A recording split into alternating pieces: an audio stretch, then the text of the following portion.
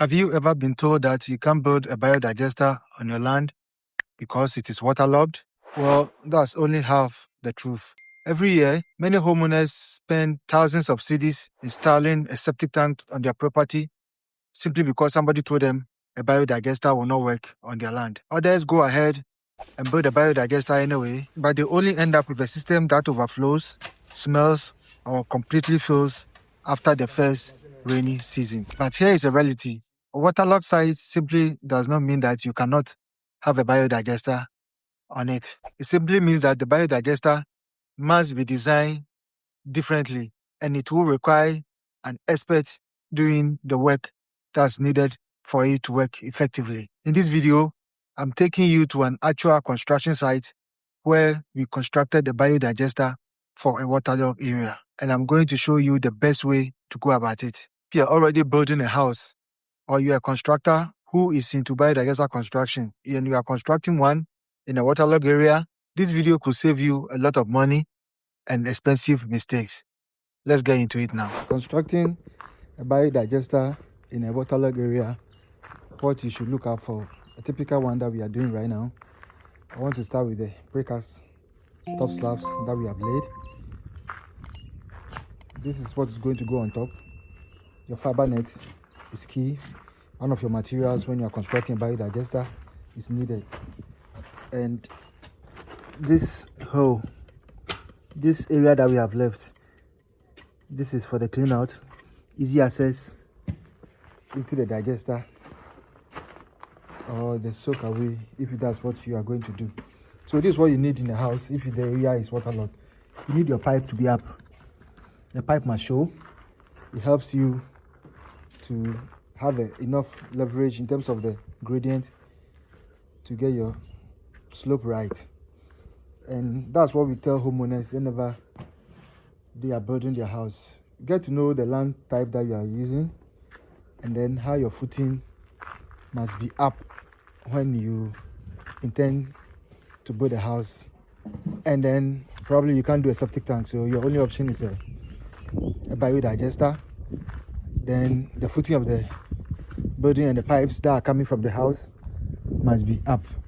So in this case, this is the digester that we have done. It's a waterlogged area. We could barely dig. We got only 1 foot down. And in this situation, your best option is also to have a soak away.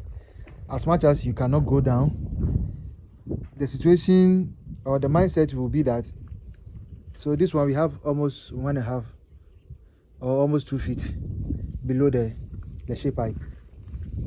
What it means is that we can always get our water out of the digester, and because the pipes are also up, we are going to get enough leverage so that the space between the pipe and the digester is what is going to help us have that room to operate with our bedding material and then everything that comes with such construction. So these are some of the key things that you should look out for. People ask me, I'm going to construct a biodigester in a waterlogged area.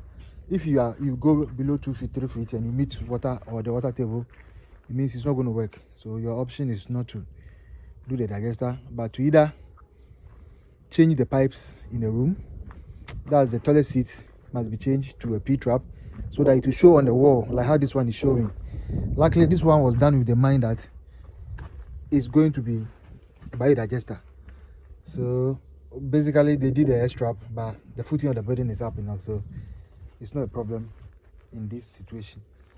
So the other option is that if you still have water coming in, especially during the rain season, you are putting the cleaner on top, so you can have access to the water and have it pumped out into the area or into some gardening that you have in the area. That's what you should be looking out for. Constructing biodigester in a waterlogged area, you need a soak away or you need a drainage system for the water to go, number one. Number two, you need your pipes to be up. The pipes that are coming from the house should be up, enough for you to get enough gradient so that when it goes to the digester, then there's space for you to do your biodigester bedding material as well as the inside material. And then the water must have a place to go. If the water cannot get a place to go, you know you are in trouble. In this situation, the water is always going to get a place to go.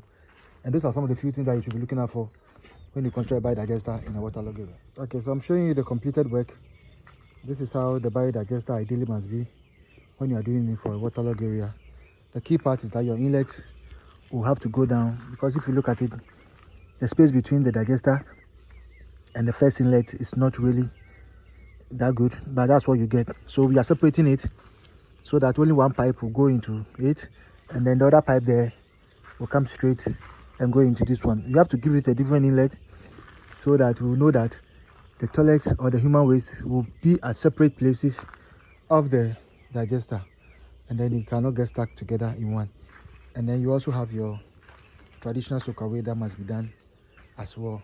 It's key, because then as much as there's no water in the ground, you will still have room for your outlet to just go. Basically, the outlet is not that far away from here to just go into it, and there's always room for the biodigester to work to your satisfaction, because the inlet is really not that low. Your pipe from the house, the footing of the building in terms of the pipe is also up. All the requirements have been met, and your biodigester is good to go. So this is the other digester. In this case, the homeowner had no option than to do 2 separate biodigesters for the house, even though it's only a 4-bedroom house. So the understanding is that this pipe has been connected straight into the digester at this side, and then there's another toilet seat there. That one will come, and then it will be picked here. So ideally, in a waterlogged area, if you are constructing a biodigester, look, and the pipes are many, look for different parts of the digester and have the pipes enter the biodigester, so that all of them shouldn't come just to one side of the house, or of the digester rather, and then it will work to your satisfaction. So those are some of the few things I wanted to let you know.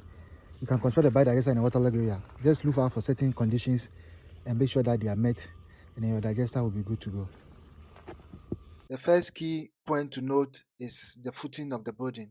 Make sure if you are going to construct a biodigester, consider how high is the footing of the building. The footing of the building helps you to determine the type of toilet seat that you should use in the building. If the footing of the building is high, then you know you can consider using a simple air strap. But if the footing of the building is low, then I advise that you use the P-trap seat, which means that the pipes will go through the wall, and then they will show outside before the bend will let it drop. That, the key part to remember is how to manage the wastewater. So the outlet that you are looking at must determine where the wastewater is going.